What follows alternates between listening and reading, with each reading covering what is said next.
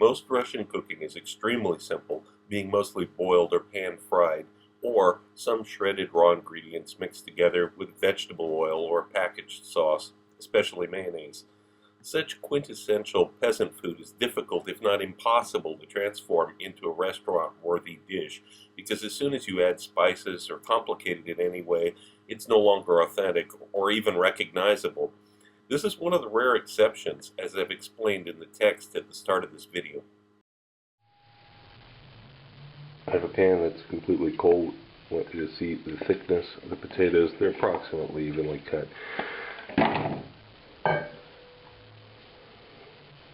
Actually measuring out the amount of water to use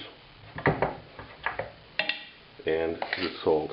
You don't just approximate it, actually measure it so that it comes out the same every time. Now we're going to turn up the heat and put a lid on it.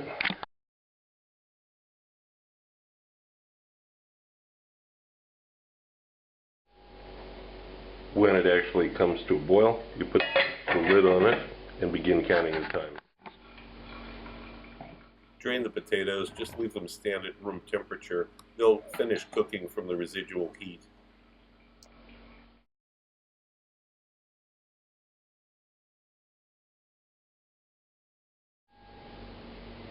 You get the oil already measured out, the garlic cloves, salt.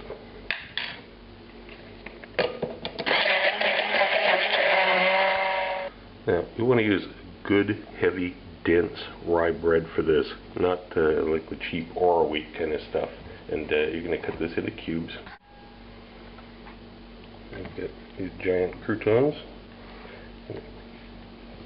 Garlic oil with them. Let them soft this up.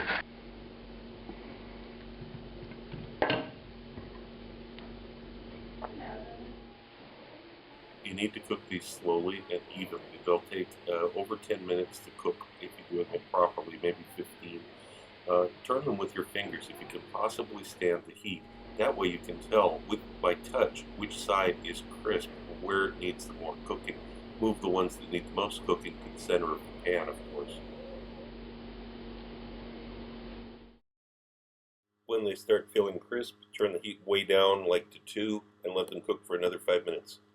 When they're finally evenly cooked, set them aside in a bowl and leave them at room temperature until we're ready for them.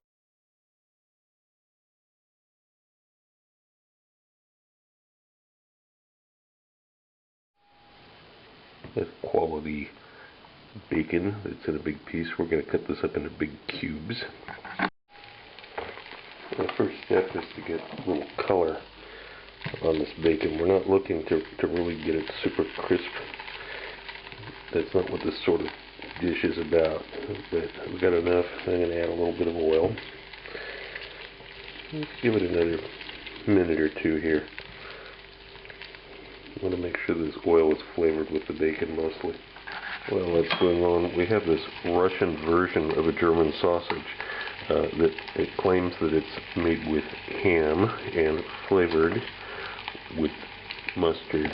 I don't know of any actual German sausage, at least not any well-known sausage that's that way, but Russians often have a funny idea about what cuisine in other nations tastes like. This is really good. It's lightly smoked.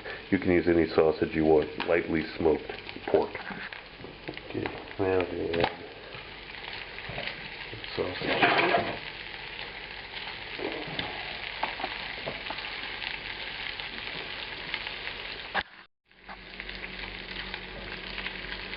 You want to get some color on this sausage.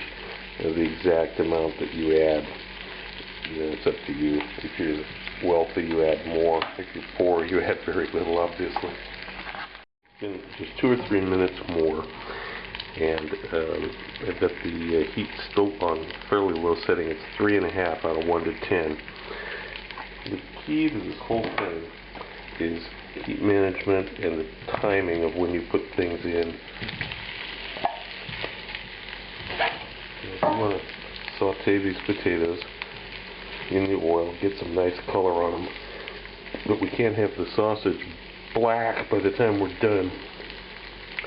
So we have to keep the heat low And watch the point at which you add each of these ingredients. Now, next thing here is we're going to add some seasoning mix to the potatoes. You can use dried herbs.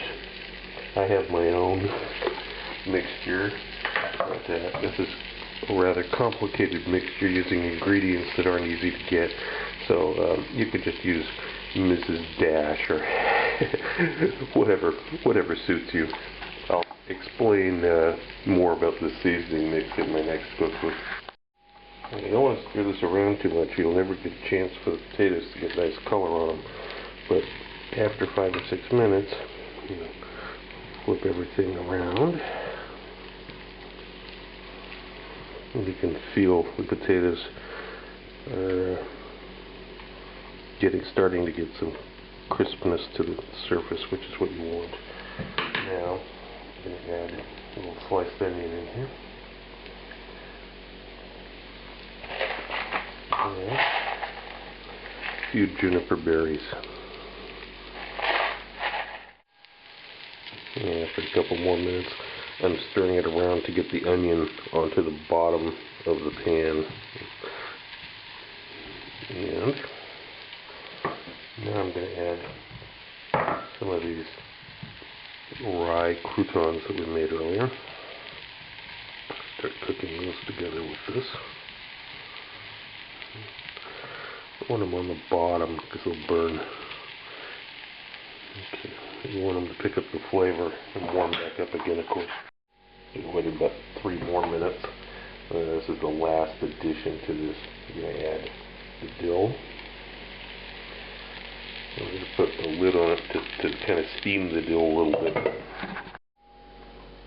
And after just a couple minutes, now I'm going to crank up the heat for just the last minute and a half. I'm cranking up the heat all the way, still leaving the lid on, and then I'm going to serve it.